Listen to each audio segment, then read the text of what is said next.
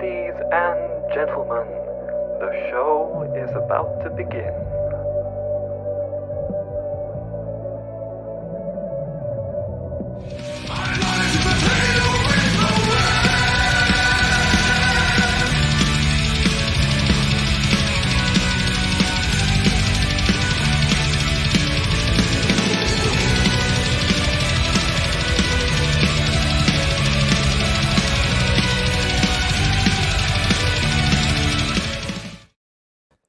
Oh, here I am. There you go. And welcome to the True Pop Culture 7 show. I'm your host, True Pop, here to laugh and think about pop culture stupidity. Today, I am joined by the one and only DarkHour. How are you doing, man? I'm doing pretty good. I was just kind of chilling. I put out my Echo fight scene video today. I was working on a different video, and then I wasn't 100% certain if we were going to be doing this temporarily. So I was like, I'm glad that we are. So I'm glad that we are. Yeah. Behind the scenes, it was a bit of a panic, but Yeah. it's all sorted. I'm glad that we pulled through and we can continue on with the live stream. Yeah. I had a bit of a family situation, hospital. No, you don't got to go into details. I'm just saying that it was like, I wasn't sure if we were going to do Mm-hmm. this, and then you were like, oh no, I'm good. I was like, okay, perfect. It was a panic, but yeah, I might tweet about it later. But I'm just glad it was all sorted. But also I do have a little bit of sad news for the regulars watching. The True Pop Culture 7 show won't be a weekly thing anymore. I'm going to adjust it slightly to make it more flexible for guests, because it's definitely difficult for guests to get them in on the weekend. Usually it's, weekdays, such as this, late or reasonable time-ish. So expect for this show to appear sporadically, for whether it's every 2 weeks, every 1 week. I would just like to, talk to as many guests as possible, and I don't think that doing it on the weekend, on a weekly specific time, is kind of a good idea. But I can attest to that. I can attest to that. Trying to schedule people at a specific time on weekends can be rough, especially if it's a Saturday, because there's so many shows that are going on, and people have lives. YouTubers still need to do things, like people think that they're just attached to their desks, and that's just what they do. Like maybe Mahler might live that way, but most of them don't. So yeah. I'm a big fan of Molly. If you didn't know, it's the plushie over there. Oh yeah, Mahler's a great guy, man. I've streamed with him on 4 or 5 different occasions. He's a really good guy. Wait, 5 occasions? I've only seen you twice. I've been on Open Bar 3 times. I streamed it, so it was 4 times, and I streamed with him twice on Best Show in the Universe, probably, which is Little Platoon and Movie Cynics show. So I've been on 5 streams with him. Really good guy. Yeah. Anyway, let's say hello to the chat for a second. We got Tris here. How are you doing, Tris? Brock Lesnar should have been Cassius Abbey. I will die on that hill. That is true. Like, it's about the right build. Yeah. My initial pitch was John Cena, but I think Brock Lesnar, no, definitely. He's got that more ape mentality, I think. That makes sense. Yeah. Dude, that guy is a beast and a half, man. John Cena is too handsome, John Cena he has more of that traditional kind of good looking. I mean, he's still a jacked son of a bitch, but Brock Lesnar legitimately looks like he walked out of the goddamn jungle. Yeah. YouTubers in their gamer station. That is indeed. This is my gamer station, I suppose. Yeah, I have my whole thing is I have the one just if you're asking about gamer station, I have one monitor that's like a double wide and a single one. So I just have like screen this whole like thing. It's pretty cool. Nice. Thanks for reminding me of why I never live stream myself. Hey, it's a tough game. Hey, when you're a one-man producer, you're looking at it, the one-man operation that is the True Pop Culture 7. What's up, Tyler? Tyler is one of my friends. He's helped me out with videos a lot. He's a good guy. Nice. Very nice. Anyway, let's get into the first segment of the show, which is Sucked into Pop Culture. And finally, the piece de resistance.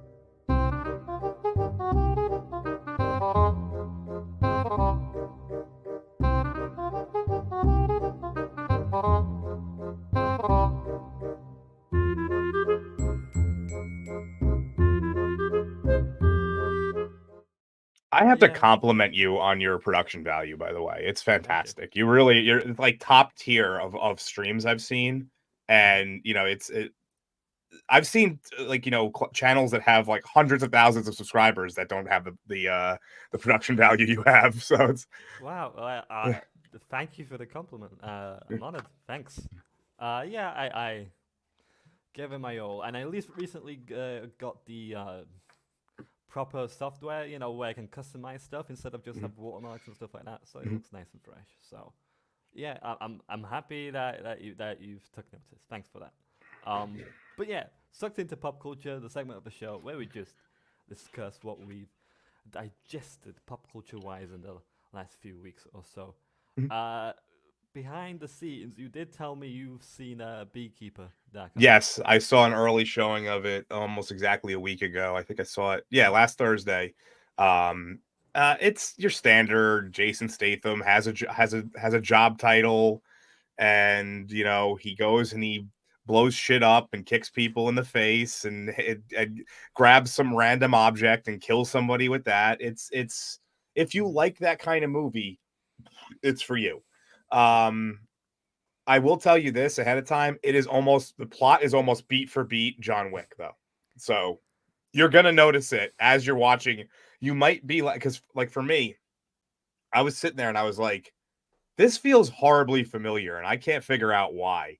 And then it's only an hour and 45 minutes. And about an hour in, I was like, oh, okay. I know why this seems so familiar. It's like, this is John Wick just with a slightly different coat of paint, Yeah. From what the trailers want to see, it's really weird. Like a granny that he likes falls for a phishing scam. She commits suicide, and I mean, there's a now bit he's more to the after them. phishing scam than they give off. I mean, that's the whole through line of the movie. Right. But she loses a lot more than just her personal savings. I mean, it's right in the beginning. It's not really a spoiler. She's the chairperson of a charity that has over $2 million in it that they wipe out as well. So that I think that's really the thing that kind of sets her off. Is she not only lost her own money, she lost money for other people. Right.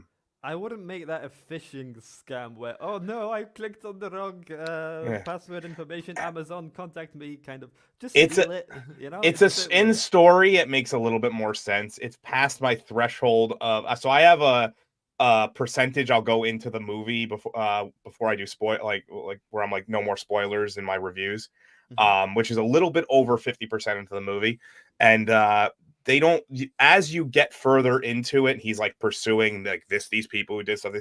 You start to realize how it's more of a pyramid than you initially think it is. It's not like the place that does it is the only ones that are in on it. It's like on like a global scale. So, okay. Well, it's just like Jason Statham movies. What can you say about them? Like he blows stuff up, and all you're meant to say is. That's the basically reaction. Basically, I mean, the guy is good at what he does. He's kind of, and I said it in my review, which I'll be dropping either tomorrow, but more likely Saturday, just to put an extra day between that and my Echo video. He's pretty much the last of a dying breed, the like action star who pumps out a movie every year or two, and it's almost the exact same movie, but it's just different enough where you can argue it's not the same, and that's I don't mind it. This one is full of puns, by the way. This one is one of the punniest things you'll ever see. Everything is a B reference about honey or the hive or this. So if you're into it, like this is really targeted at like the 30 to 40-year-old demographic, I think. Maybe like 50, like really like dad jokey. Kind of like a time capsule of a movie from the early 2000s kind of thing. I would say, yeah, it definitely is a throwback to that era. Yeah. And I don't think that's a bad thing. I think that those movies, just like everything, they had their time where they were on top, mostly the 90s, early 2000s. And then the market shifted. And just like with Westerns and now it's happening to superhero movies, everything has its moment. Some of them last longer than others, but when that moment dies, that type of movie just doesn't disappear. it just becomes a smaller pocket. And I think that's really what Jason Statham and a few other actors, but mostly him, he kind of encapsulates that. Yeah, oh yeah, definitely.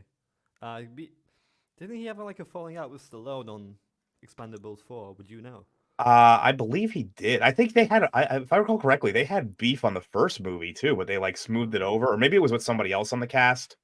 Mhm. And they smoothed it over, and then it just seems like those movies are just, there's too many egos in one room. Yeah. And I want to be the main star. No, I yeah. want to be the main star. And even Stallone's not really the main star of those movies. I mean, he's probably the most prominent, but everybody gets their moments to shine in the Expendables movies. So, Mhm. I don't know. I hadn't heard about the Expendables 4 thing. That you might actually have your finger on the pulse a little bit harder than I do for that one. But it honestly, I was done with that. So the first movie was really fun. The second movie was like, okay, let's do it again. By the time the third movie rolled around, I was like, okay, I'm done, man. I can't do this anymore. Yeah. Oh yeah, who are we adding now? Who's going to be the new person that they add? And I don't even think, if I recall correctly, the third one had this just used Jean-Claude Van Damme again as the villain. Wasn't that like his brother or something like that? Like from the second movie? Or was it Mel Gibson? I don't even remember anymore. That was one of the worst names, by the way. Jean-Claude Van Damme's villain, Claude Villain, was like the worst name I've ever heard for a character. Wow, they went with that.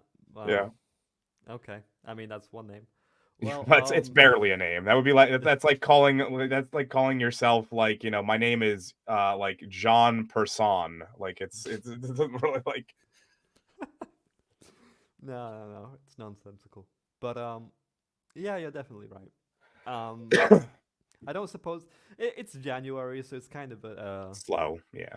Yeah, definitely. I mean, there's some. You've probably seen it. Like, I've been really wanting to see Iron Claw, but it's not coming out till February for me. I actually did. I have a review on it. That's that was officially claimed by the WWE. So I need to now go to YouTube battle with the World Wrestling fucking entertainment. About they claimed it for like we supplemented the video with clip snippets of matches and interviews from the real the real wrestlers to kind of show like they do look pretty well and like the aesthetic of the era. And 5 or 6 days after I released it, it was like, oh yeah, we're claiming it now. I was like, are you kidding me? It's already got like 10,000 views. Like, I'm not gonna take it down now. If they would have did it within like an hour or two of it coming out, I would have been like, whatever, I'll take it down, put up a filter, and do it again. But it's not a week later. But it's a really good movie, and I suggest when it does come Europe side, you check it out. Oh, definitely. I'm looking forward to it. I've heard a lot of good things. I don't know much about the history of it, but I don't think I really need to. It's not super accurate. They kind of pick and choose things that work for it. Like some of the brothers aren't even really in it. Like one of them. That's what I was gonna say. Yeah, one brother was missing.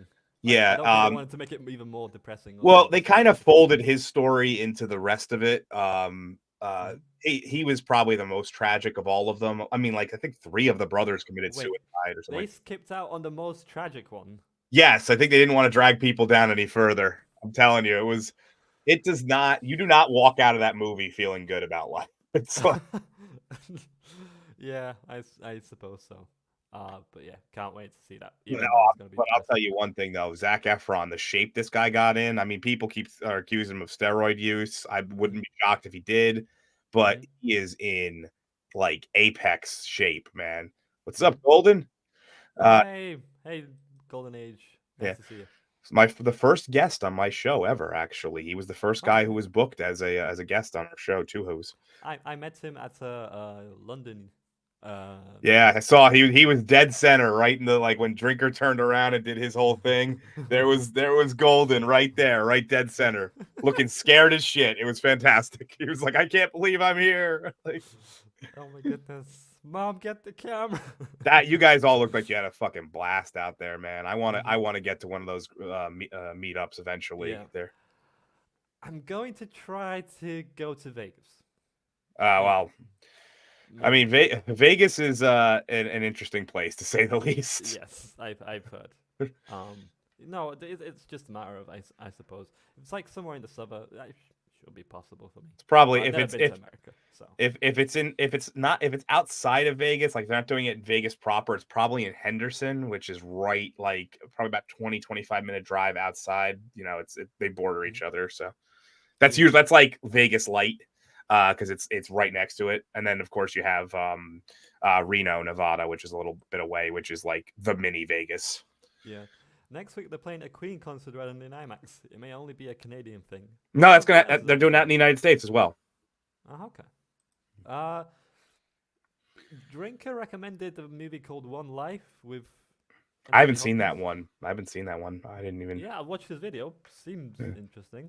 I mean, I wasn't interested before because it's just like, oh no, another thing to do with that thing to do with World War II, depressing movie. I'll skip this. You know. Yeah, how many more movies about World War II can we see at this point?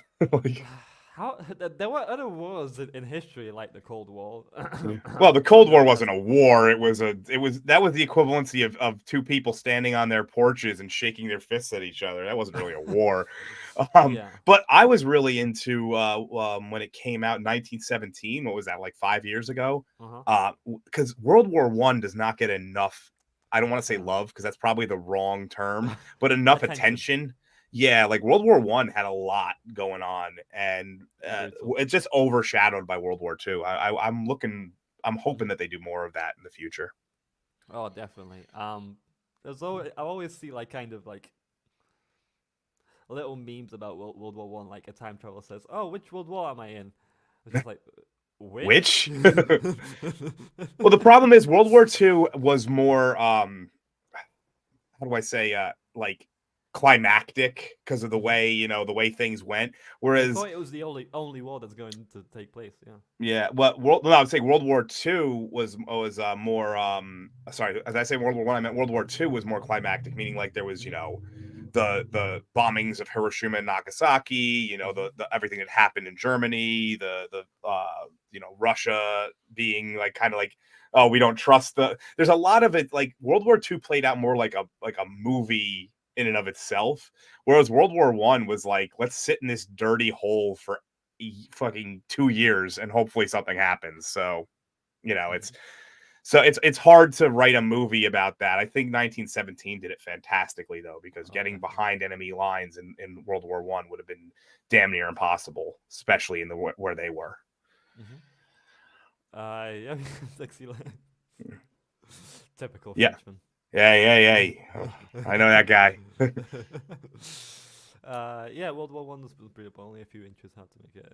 Yeah, definitely. Yeah, I mean, how can you really? I mean, like, I would say that World War I got way more attention in the last handful of years with 1917, and even people forget Wonder Woman took place in World War One. So that was two movies that took place in World War One. So yeah, I in a matter of a couple of years of each other. Yeah. So. But anyway, what I've seen, what I've been. Yeah. Sorry, that was a total tangent. I'm sorry. No. We welcome tangents on this show. What I've seen is StarCraft. No, not Stargate. It's not StarCraft. I don't know why. StarCraft. Let's be like they're bringing back StarCraft. I haven't done shit with that in years. Stargate SG-1. There's 10 seasons of the thing, so I've been watching quite a bit of it. Did you ever see the movie? The Stargate movie? Yes. The Stargate movie is fantastic. Yeah, I was told first watch the movie, and then the series. I'm like wondering, I don't think they could have afforded Kurt Russell for like 10 seasons. No. So there's always the whole, because his name is spelled differently in the movie and the show, the way they spelled O'Neill, and so a lot of people think of them as alternate universes. Okay. Yeah.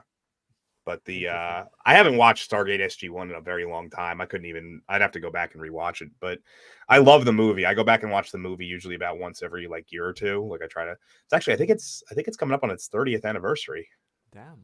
Or something like that. I think it came out in like 94. So yeah, I mean I've noticed that like in season 1, the actor kind of has similar mannerisms to Kurt Russell's performance. Yeah. But then it kind of evolves into like too much joking around and too much being kind of dumb when he isn't really that dumb in the movie.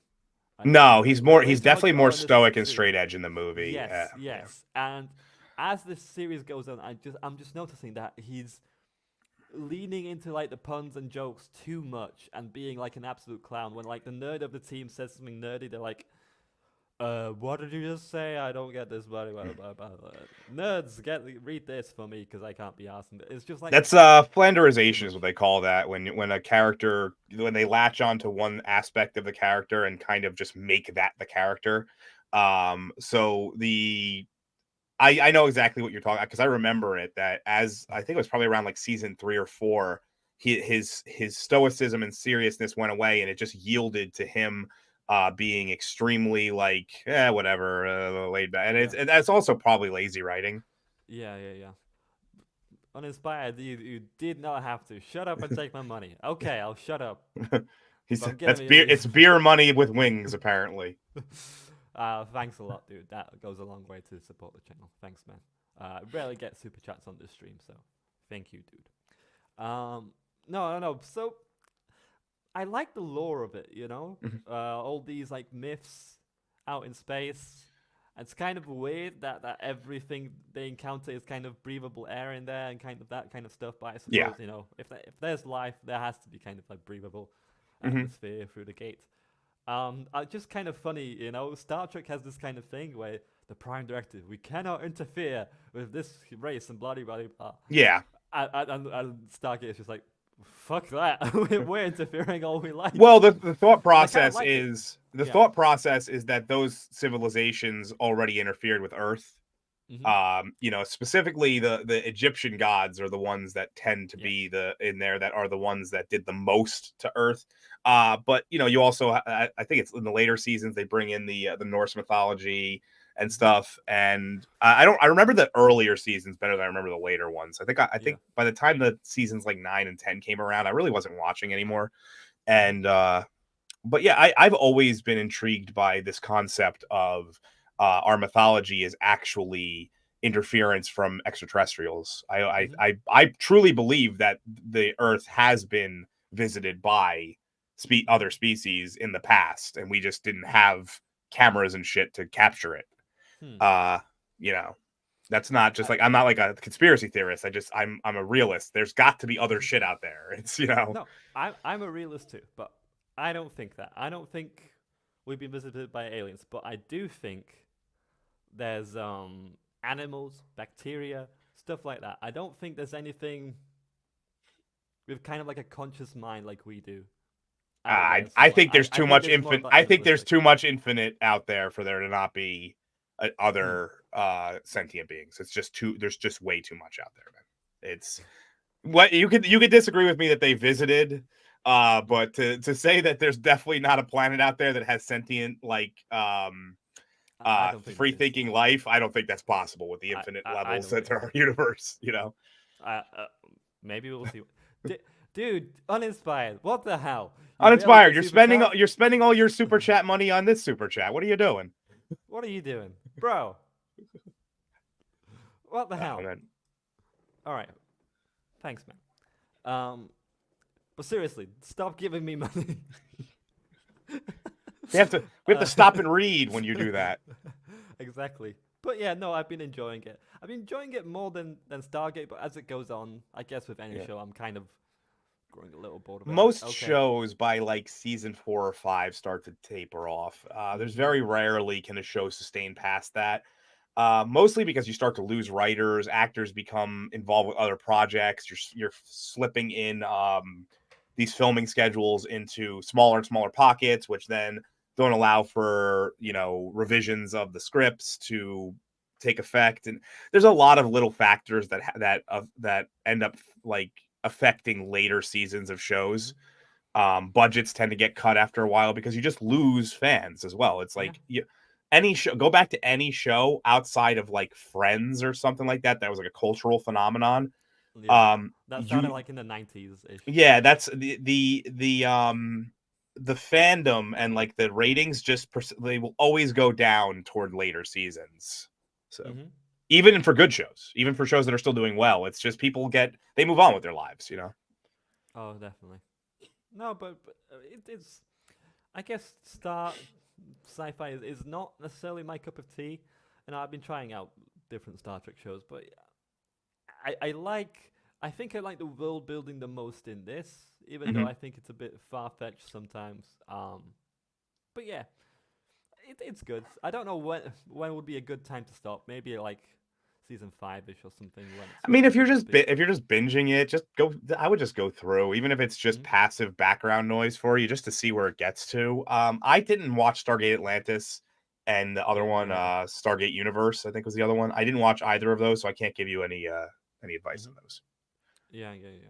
But yeah, that was pop culture thing.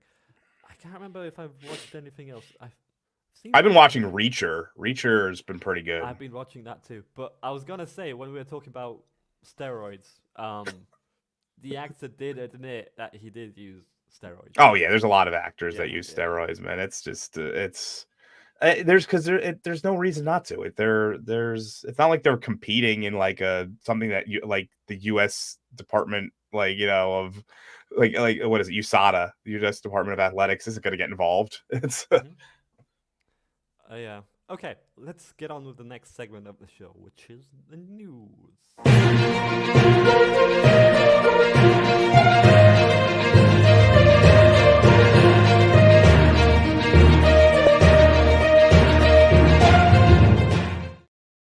just love that face. Alex Jones. He's back now, resurrected. So it's more relevant than ever now. Only dude who can lose like 50 pounds and look exactly the same. It doesn't make any sense. Like, yeah, unfortunately. But anyway, we do have some interesting news in terms of Last of Us 2. Obviously, the infamous Last of Us 2. There's been some casting, and it's kind of got me thinking. Now, you've got also your standard casting, so we've got Dina. That kind of looks like her. So no questions asked there. Yeah, that's pretty accurate. Yeah, and then we have the dude who is used as a impregnation tool. That's all he is, really. That's all there is to him. He is there to impregnate Ellie's girlfriend and then die. That's his only function in the film. So okay, doesn't matter who you cast as long as they look alike. Whatever. It's a useless character anyway. Yeah, that's pretty solid. Jawline's a little off, but other than that, he looks pretty similar. Now, this one's a little weird.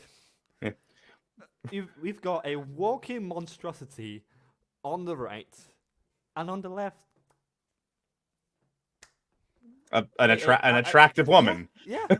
That's just like, wasn't this the girl that people were originally clamoring for to play Ellie? Yes. Okay, apparently so this then was originally meant to be Ellie. Yeah. And it's just like, I don't see it. What am I missing here? Where what's his name? Where's Dave Bautista in this? Brock Lesnar, Dave Bautista. Yeah. Hell, I mean, they could cast Zac Efron now.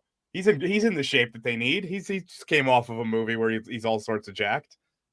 I don't know what the hell is going on. I know we briefly talked about this backstage that you think it's going a different route. Knowing how. Look, oh, go ahead. Look, I mean, I don't think she's taking any supplements to be any hencher. No. I don't think that I think they're changing their design. I don't think they're going for the game Abby look.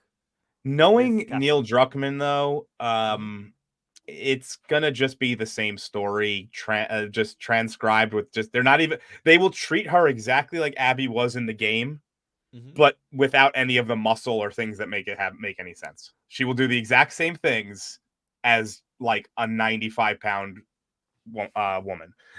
So yeah, it's interesting because okay, and they've changed the design. Maybe they've read a bit about the criticism of how Abby can't physically stay muscular like that in the apocalypse. The amount of food she'd have to eat, steal everyone else's food in her pack. It'd be a nightmare to keep up in that shape in the apocalypse.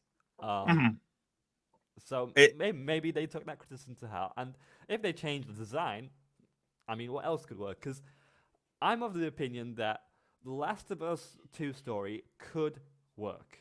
could work with some few changes, minimal changes, but they drop the ball so much and they just kind of sniff their own farts and they think it's just amazing. Like, no, you've absolutely butchered the ending of Ellie not even following through with her mission. Yes, because the whole thing is revenge is bad, but she doesn't take revenge. That's the problem. Like, she loses her finger, she can't play the guitar, right? And it's like kind of like the somber moment. Oh no, revenge costs too much. I can't play the one thing that reminds me of Joel.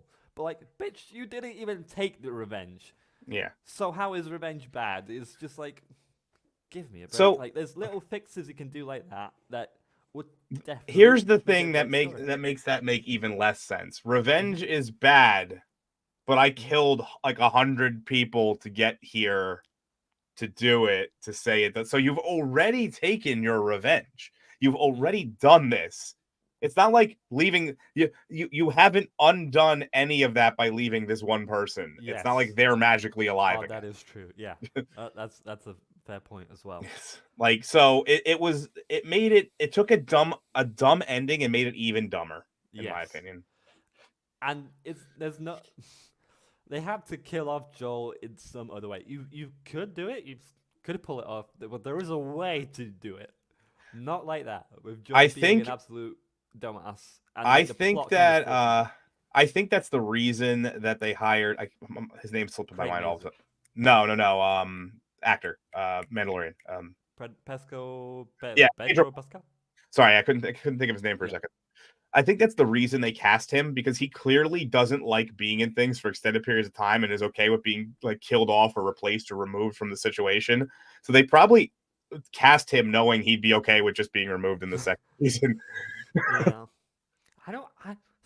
I don't think people will like that any more than the Last of Us 2 game people, because now kind of normies said like have watched the show, right? I don't think they're going to like the fact that Joel gets killed off in the second episode, because that would be the equivalent to the game. They might drag it out a little bit longer into the show just to they may. Third episode. Yeah, I mean, I don't know. Have they announced how many episodes the second season's going to be? No, they haven't. I don't know how.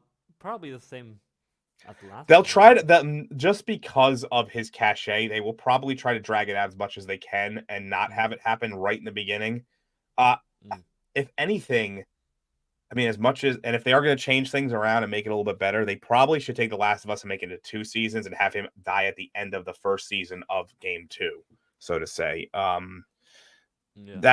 it really depends on what they end up doing with it. I just don't see this going. It's weird because the first season had some deviations from the original game, and people were like, "No, we want it to be exactly like the game." So now they have an excuse to do it exactly like the game. They probably will. People are like, "No, we don't want it to be exactly like the game." Change it. I reckon they have to change something. Like, I think this casting is just like, I mean, I played the games. I'm not like the biggest Last of Us fan. I liked the first one a lot, but I never went back and replayed it. It wasn't like a game that I felt the need to play over and over again or anything like that. The second one was god-awful trash. But so I'm not super invested in The Last of Us. If they want to change it, they want to do other things. I personally don't care, but I know there are some people who are pretty invested in it. So yeah, because I am absolutely curious, because if they change it, they're admitting, okay, we made a shit game, we made a shit story in the second game, we have to change it. That's what they're admitting. And it's just like, okay, are you going to let your pride get in the way and just adapt it fully, knowing like the game did no wrong, or are you going to change it and kind of capitulate, admit? I mean, I think the admittance that the game did wrong by the fans is that they never even talked about really a third game. Yeah. So, and the multiplayer has been canceled as well. Yeah, so it's like right there. I mean, that's all the admittance you need that you weren't doing, that you didn't do things right. And I'm not sure, like this show, that's one of the problems with adapting something like The Last of Us. There's a shelf life to it. There's only so much lore they can really milk out of this. And if they go further past the second game, it's all made up at that point. It's basically you're kind of crossing into latter Game of Thrones territory where you didn't have source material and now you just got to make it up. And that's I don't know if the writers are going to be able to do that. Maybe they will do this thing, and they'll start to write season 3, and then they'll make a game adaptation of season 3 to be the third game or something. Like, who knows? That's a possibility. It's definitely something I'm gonna keep my eye on, because I am curious about adaptations of all sorts. I sometimes read a book and I just would love to connect, like, okay, what did they change? Why did they change it? Etc. etc. It's kind of what I did for the Spider-Man 2 game. I haven't played that yet. I don't have a PS5, so I haven't played that yet. Don't waste your time. Don't waste your money. Keep your money. Buy something worthwhile. I'll just buy more stuff for my channel. Yes. Keep decorating my room with random shit. Invest in your channel. Do not invest in unless you want to make a Spider-Man 2 video. And that boat has sailed, I think, at this point. I did return it. I did manage to get my money back for the game, so I'm happy. The first one was so good. I remember, because the first game, I wasn't a fan of it, but now that I played the second one, I'm like, you know what? The first one with the story, especially, wasn't so bad. The first game came out right before the pandemic, and I remember getting it around the time of the pandemic, and I just played the shit out of that game because I was not at work, because I couldn't go to work, and I played that and the Final Fantasy VII remake, clean through 100% on both of them, the whole 9. And I really loved the first Spider-Man game for PS4. And I didn't like Miles Morales all that much. I didn't think it was the worst game that I ever played, but it definitely could have been significantly better. It just felt like DLC. That was the problem. Yeah. Neil saying, perhaps I was too harsh on you. Yeah, I was like the fan was on Spider-Man 1.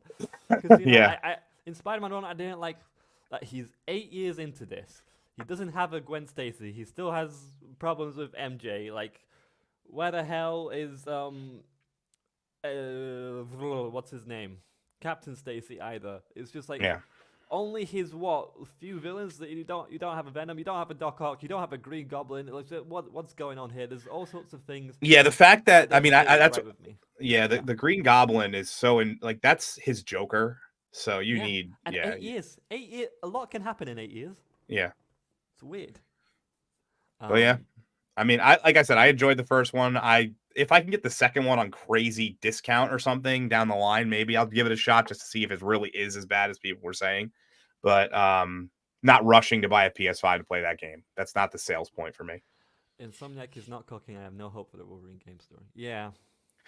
If you want a good Wolverine game, I'm not even kidding you. X2 has nothing to do with the game. Say X-Men Origins. No. I mean, that one's not bad either. But the X2 game, which was for PS2, has nothing to do with the movie. They literally just threw X2 Wolverine's Revenge on there as a tie-in. The game is its own thing that has nothing to do with the movies. So same with the Origins Wolverine as well. Yeah. Like nothing to do. Yeah. Because they slapped into. I remember playing Spider-Man 3 on the PS3. Mm-hmm. You had to photograph UFOs in a Daily Bugle. Pretty sure that didn't happen in the movie. Well, for a tie-in game like that, they have to add some things. It's impossible to just straight port with that open environment style isn't going to work. So you have to add a bunch of stuff. Yeah, definitely. Going on to the little next topic, which is I just find absolutely hilarious, and let's laugh hilariously at Sony. There's been a leak of a certain Madame Web movie. It's webbing time. It's webbing time indeed. And there's a leak via a ocean spray bottle of the Madame Web. Oh, I didn't even realize that her body was on that. I thought it was just her face for a minute. Yeah, that's her outfit. I do have a better picture, but that was the leak. That was the image that leaked. And Disparu, the funniest I love Brits. Disparu. I hope I get to to stream with Disparu one day. I found this suit in the Amazon with my mom when she was researching spiders right before she died. I understood that reference. That's fantastic. But I just don't understand. Just literally a line in the trailer. Who says that in the trailer? here's the thing. For me with Madam Web, you got Yeah. relatively all of them are pretty attractive actresses, right? For the most part in this, give or take. Even Dakota Johnson probably, but like Sydney Sweeney, and they are like downplaying the shit out of any sexuality that they possibly can. I get that we're in a different world now, and they're trying not to do, but like you gotta do a little bit. Just give us a little bit here. It's like you don't have much going for this film to begin with. It's a tie-in to something no one cares about. Yeah. It's a character no one's heard of, for the most part, outside of Spider-Man fans, maybe people who watched the cartoon in the 90s. Like, what are... Step on me, mommy. Like their selling points are terrible. This movie's gonna bomb like crazy. It's like Sydney Sweeney literally is naked every other week on television. Just tell her to wear a low-cut shirt. I'm sure she'll do it. Easy, that's what should have leaked first. Not this CW looking outfit, Yeah, everyone is more interested in Sydney Sweeney's outfit, not because they're interested in Spider-Woman or whatever she plays. Yeah. But this is going to be terrible. This is going to be, I mean, I know Craven comes out later in the year as well. That will probably remind me about Craven, jeez. That will probably do better than this, which isn't saying much. But Madam Web should not be its own movie, especially not this early in your weird storyline of tertiary characters from Spider-Man. She should be a through line, should be played by an older actress, might I add. Maybe not go the like 70, 80-year-old route, but like at least someone in like their 50s. They're adapting like a new version of the Madam Web where I'm pretty sure like the old lady passed away and the powers were passed on to some niece or something like that. It was in a Spider-Verse comic, and she doesn't have the wheelchair anymore. She's younger, hip. Yeah, but no one cares about that. Like people, like if you wanted to do that later. Establish Madam Web as a side character in this universe that's like pulling the strings of the web of time. The tarot cards, the one that everyone knows from the 90s. Yeah, exactly. That's what I picture, And then if you want to go this route, do it in like 4 or 5 movies where she's appeared like here and there, and then do it. They're trying. This is Sony trying to jump the gun on a character no one cares about or knows for the most part. Yes. Do you reckon it'll make more or less money than Morbius? I would say probably relatively the same. I mean, I what did Morbius get? Let's see. Let's take a look real quick. I know it was hilariously low amount, but they re-released it because it was popular in memes. Yeah, that's the first and only time that they ever. So it made just shy of 170 million. Which is still like embarrassing. I was higher than I thought it was going to be. I'm not gonna lie. I thought it was gonna be like 120. I could see this making in that realm only because it comes out in a really dead spot where there's not much else coming out, and there's a possibility. I mean, they're releasing it on Valentine's Day. Maybe just maybe you get like those clueless dudes who are like, "Hey, it's a superhero movie that's about women. Let's go see it." And like they'll pull like one of those. But I could see this making somewhere around like 200 million, give or take, maximum I could see this making is 300 max. What is its budget? Let's see if that's been. I doubt it's. It seems very cheap with this outfit in mind, and the way Ezekiel was. Ezekiel doesn't even have a Spider-Man outfit. He's just an old dude who's kind of has the same crawling abilities like Spider-Man. Yeah, it's just It's like Spider-Man, but as if he like has a different outfit. It's weird. Let's see if they've released the budget here. It's totally not that. I'm pretty sure 80. It says around 80 million. I've never seen it. I've seen estimated.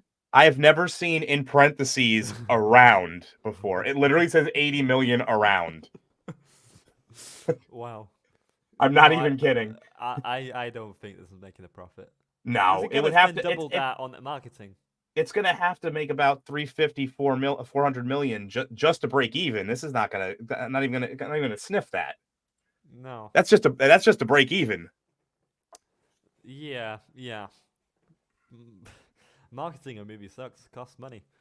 They're barely marketing for it, so they might not even. They actually might be keeping that part of the budget down because I haven't seen shit for this outside of like leaked bottle. Oh yeah, a leaked bottle apparently. I don't. Oh, and apparently it's only in Japan. It looked like what's this? So it's that's especially weird. Honestly, I think outside Deadpool 3, I think the age of superhero movies is over unless you are Spider-Man, Batman, or Superman. Genre folks are spent on. The only thing I can see really turning a massive profit right now, and maybe not, would be a true reboot of the X-Men in the MCU. That might re-spark a temporary boost of superheroes again. Other than that, they are scraping the bottom of the barrel now with these characters, especially in the MCU. But I mean, Sony was already scraping the bottom of the barrel. But look at like Black Adam when it came out, which wasn't a bad movie, might I add. It was an okay movie. It wasn't great. It didn't do anything amazing, but it was an okay movie. And they were using Dr. Fate and Atom Smasher and like Hawkman, who I love. I love Hawkman as a character. He's not a draw. No one cares about Hawkman outside of your guy who has a bunch of omnibuses behind him in a room full of comics. Like that. That's not bringing in the billions. Definitely. And the thing is, it's just like, okay, why on earth should I care about Madam Web? And more importantly, why should I care about a little show called Echo, which I knew where this was going. Trying to get a good image of. There we go. Just play my video from my channel. It's a show. I've nearly finished the 4th episode. Like, chat, this show is an absolute drag to watch. So much so, like, it's so boring adult. I forgot to talk about it on this stream, because we were on about like forgettable shows, and I'm like, hang on, did I forget to talk about something? And it was the Echo show. It is painfully dull. Now, DarkHour, what would you like to find out about Echo? Like, what's nothing. I don't want to know shit about her. So here's the thing about Echo. So I haven't watched any of this show. I didn't watch Hawkeye. So I didn't it's hilarious in my fight scene breakdown. So I have a friend who helps me edit my scripts because I have a tendency to my sentences tend to be a little bit wordy. She helps me trim them down, stuff like that. And my original script, I didn't realize that this actress was an amputee. So I had written a whole section about how like you can't take a titanium pipe to the leg and be fine. Then I was told that she was an amputee, and I was like, I'm not changing the rest of the script. I'm just going to add a section. I'm not doing this. And but the thing about Echo as a character in the comics is a completely different character. Yeah. I don't even know what the hell they're going for here. She's not an amputee. No, well, she's not that. And I'm pretty sure she isn't mute. No, she's not. Her power is very similar in the comics. Is very, very similar to Taskmaster, where she can echo other, but it's temporary as opposed to Taskmaster. Like learns all the stuff and it stays with him. Echo can only do it temporarily. That's like the diff. She's basically like Echo Light. Taskmaster Light. Guess what they went with in this show? Wasn't it like she can like channel her ancestors or something like that? Isn't that what? Yeah, I'm not shocked by that. She's ancestors were some kind of alien stuck in a cave or some shit. There's my friend right there in the chat who helps me out. Precise word. Do you realize this bitch is missing a leg, right? And then I was like, no, I didn't. That just goes to show you. I mean, I used to be a huge MCU fan. I mean, I loved everything that it was putting out.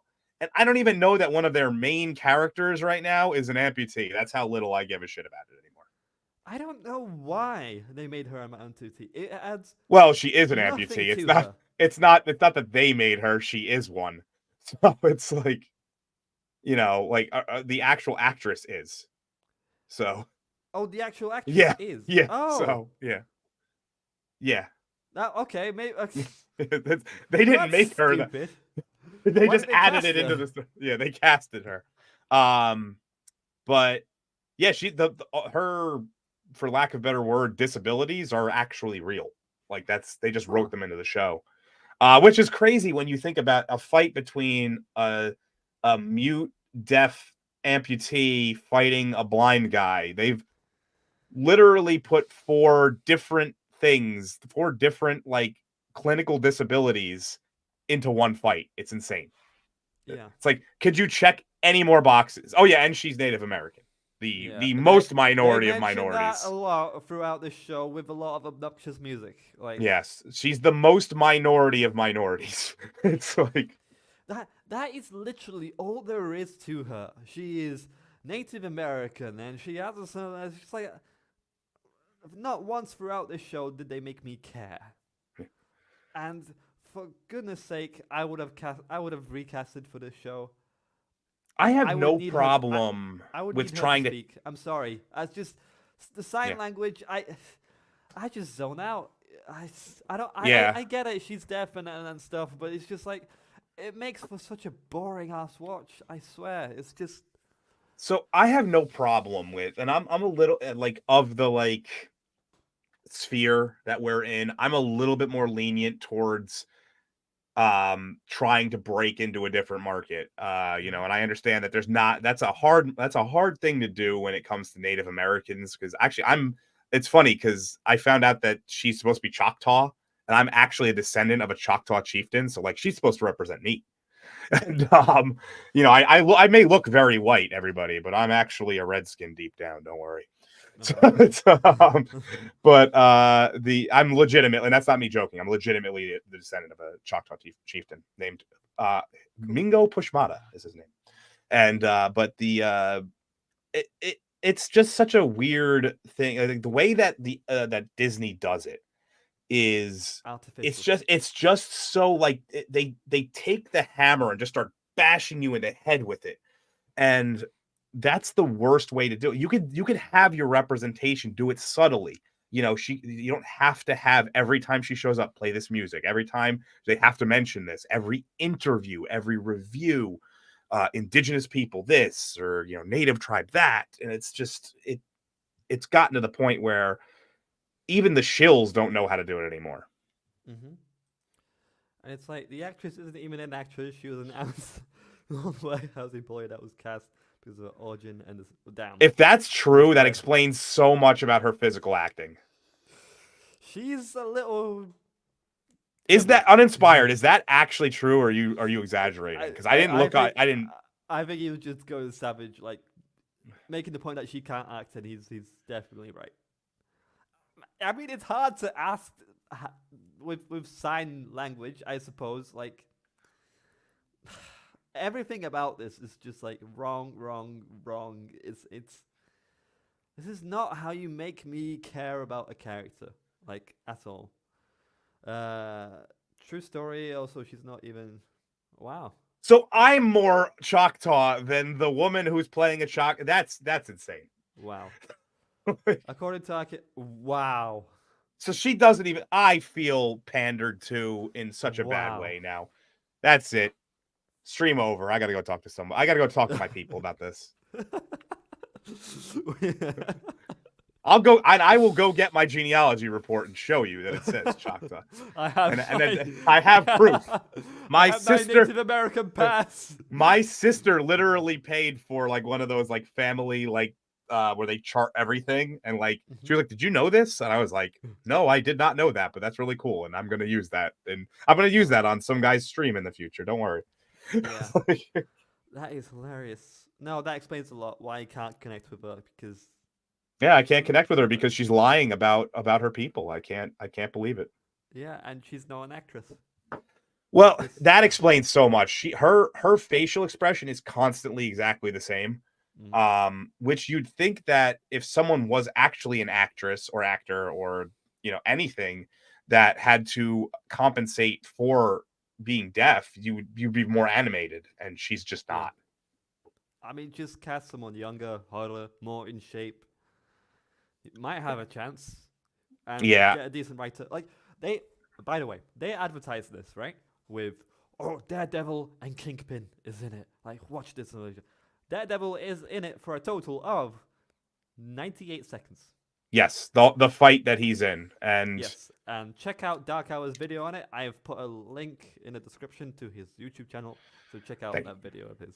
I'm sure you do a good breakdown of it. So yeah, I mean, first of all, I mean, I'll do a very quick version here. I can only the fact I dragged out that like 58 seconds worth of fight into a 6-minute explanation is actually, in my opinion, one of my biggest accomplishments to this day, because they gave you nothing in that fight. They don't hit each other like properly. The camera work is terrible.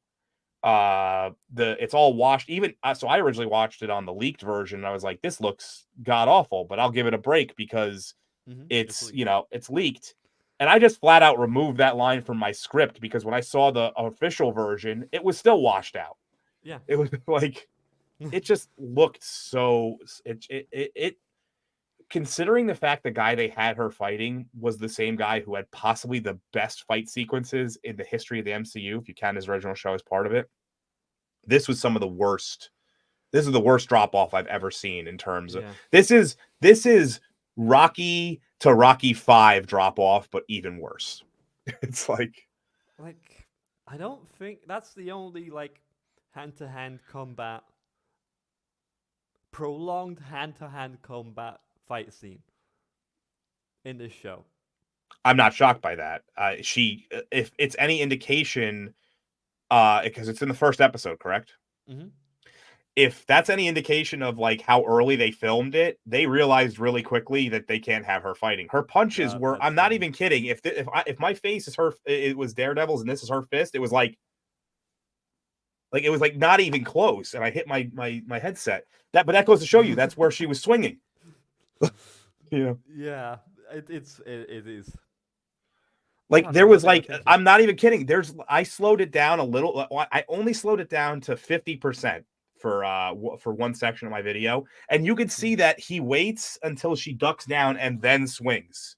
It's not real time. It's a little harder to see, but it's still 50. Just slowing something down to 50% should not be enough to see that. You should need to slow it down to 25 or less to be able to pick up those subtle problems. Wow. Well, you know what? I didn't slow down. I put this show on like 2 times speed, 1.5 speed. Because, good God, sometimes they do nothing but walk or climb a ladder or have conversations with another character. Like, it makes for a dull watching. And yeah, I just have it on 2 times speed, and thank God for that. Otherwise, it would have been a miserable. It still is, but at least it's a shorter, miserable experience with the 2 times speed and the 1.5 speed. And literally, Kingpin is shamed by her for not learning sign language. Yes, because Kingpin, the underground mob boss who kills people with car doors, gives a fuck about your feelings. Dude, and he so cares so much about what Echo Maya thinks about him. Like, literally, he like offers her the queen pin position, like, take by my side and blah, blah, blah, get on this plane. And she ghosts him. And Vincent D'Onofrio plays this character so well. He did such a good job in during Daredevil I feel like they're neutering him on purpose just because that wasn't their thing. And it's just it's getting to the point now where it's essentially what they're doing now to the old stuff that they didn't have full control over. See, it feels very similar to The Last Jedi, and then what ended up happening with Rise of Skywalker, where it was just like, oh well, that was bullshit from something we didn't write. That was dumb. We don't care about that. And they're like putting it in the scripts. They're putting it in the lore. It's like, oh well, that was dumb. We don't care. So yeah, and the scene where Echo kind of just Kingpin like proposes, right? All right, be at my side, take this queen pin position with me, and blah blah, right? Remember season 3 of Daredevil? Vaguely, that was like the one where I checked out a little bit, but I do remember it. Yeah, I do like season 3. Most people I meet don't like. I like season 3 purely because of Bullseye. I think he was really fucking good. But there's a scene in which the Bullseye guy kind of like is annoyed with Kingpin, has an argument with him, and he which is kind of very has, like, very this, in character. yeah. And he has like this come to Jesus moment, like where Kingpin doesn't know whether he'll join his side or turn against him. Right? So Yeah. if he does turn to him, that's good. I'm gonna hug you. Don't worry about it. You can scream all you like. But behind him, you can see that he has prepared one of the cling fill with a guy with a silencer. Yeah. Just in case if you rejected him, he'd be shot on his way out. The fact that Kingpin didn't do this is the exact same situation where he's putting Maya in. Like he's giving her a position of power to be at his side. It's just like, wait, so you just let her go through the hotel and you just expected her to show up? No, you have to have confirmation that she's at your side. Otherwise, kill her off. Like Kingpin was a lot more ruthless. Well, it's also Daredevil. it's the quality of the writers. A good writer would look back at previous stuff, take into account things like this. How would a real person act in this situation? You have to be a good writer. And I haven't ever written a book. I've written scripts. I've written comic scripts. I've written like actual like episodic kind of scripts and stuff like that. But to be a good writer is one of the most difficult things, and I know this because I'm not that great at it myself, is you need to be able to put yourself in that character, not put the character in you. You can't take the character and go, what would I do in this situation? You have to go, what would this character do? And that's what a lot of these writers don't do. You have to be able to put yourself in the mindset of a ruthless mob boss who who murdered his father, who helped cover it up, who's been to prison. They're not going to be a person who's trustworthy of people around them. He's not going to be someone who gives you an ultimatum and doesn't care if you don't take it. And that's the problem. Screaming in that jet for being left alone and being ditched by Echo, like, what the fuck did you expect? Yeah. Like, you idiots. It's like he's written like a kind of like a boyfriend who's just been ghosted by his girlfriend, didn't show up at the date. It's that kind of thing. It's just like, fucking hell, this is stupid. This is not how Kingpin would act at all. The fact that I feel like we just put more thought into it than the entirety of the writing staff did in the show. Yes. So, yeah. Which just goes to tell you, I don't know what more we can really say about it. It's just. Yep. Fuck that show. I don't even want to finish it, to be honest. But I literally said in the first like review out. Yeah. In the first, well, that's why I just reviewed the fight. I don't have to watch the rest of the show. See, that's a smart thing to do because that fight is the only hook of the show. Yeah. I've been saying for a while I wanted to, because that's my originally what I did was I did some fight scene reviews, and then I transitioned my formulas into more films, and that got me noticed more. So I kind of went that route, but I was like, nah, in 2024 I want to get back to my roots a little bit here. So I'm going to try to do it every year, at least 1 or 2 fight scene reviews. That way I can still maintain that like reputation, as that's a thing I know well. But yeah, I pay good money to see how it is actually. Yeah, that is true. Okay, let's get on with the final segment of the show, which is Pitch Me a Story.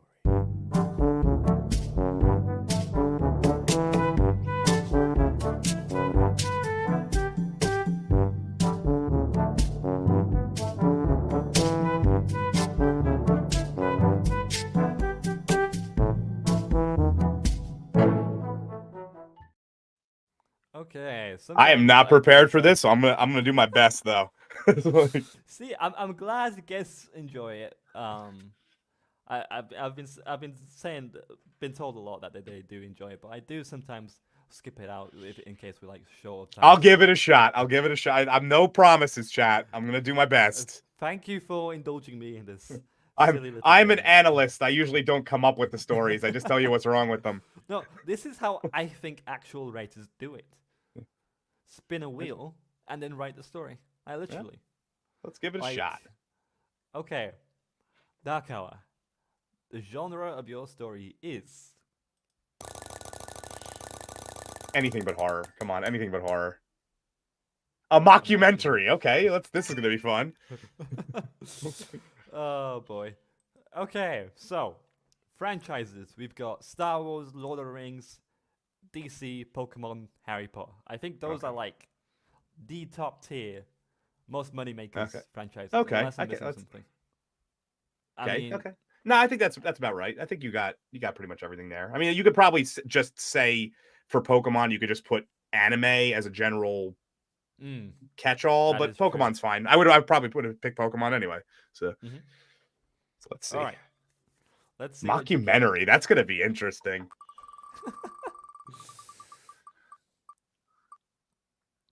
Oh, very topical. Very topical. Okay. And don't forget your mandatory ESG score. Did you hear, by the way, that apparently BlackRock are like losing money? Yeah, I was on the Hcast, Mr. H reviews the other day, and they're like, but apparently every year they trim about 3% of their budget, so 3% of their, so it's nothing crazy. Damn it! Maybe one day the tower will fall and we won't have to suffer this wheel. Because I definitely think there's a wheel somewhere like this in Hollywood. Or just pick a random project. You know what I should have put as a celebratory for Echo? Ableism. Ableism? Yes, I'm going to cross out LGBT+, because that's kind of... That's done to death. So, yeah, just put ableism, I guess. If that lands on ableism, I'm just going to say Echo. And then I'm going to do... Yeah. in honor of Echo, we will put ableism. Okay, so a mockumentary about Marvel. Well, in the Marvel universe. About... this is like my worst one. Environmentalism. Save the trees. Save the polar bears. Get on the road and protest on the traffic, even though that causes more global pollution. I think I got something. So how do I just have to pitch you the idea? Yeah, that's it. I normally kind of have like a 3-minute timer and play some music for you to give like a think about your pitch. Essentially, write something down if you want. So I actually just kind of came up with one as we were thinking about it. So I think this is what I would do. You don't need require the time. Yeah. So if it's in the Marvel universe and it's about environmentalism and it has to be a mockumentary, I would want it to be some sort of expose of the negative effects that vibranium production would have on the environment. And that really, in the end, what was going on with the Atlanteans was them just trying to preserve. It was actually a propaganda. The real story is about them trying to save the whales. The whales that they used to attack. That's what they're trying to save. So it's a mockumentary. It's a deep dive expose on that. I think that's what I would go with. It's vibranium production is causing vibranium fracking. There we go.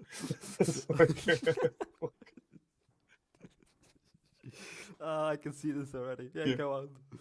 I mean, I don't really have too much more about that because mockumentary, it's hard to I guess in the end they would have to find out that it was actually since it's a metal, I guess that you could use it as some sort of way to explain that Magneto was involved and it's a backdoor pilot for X-Men or something like that.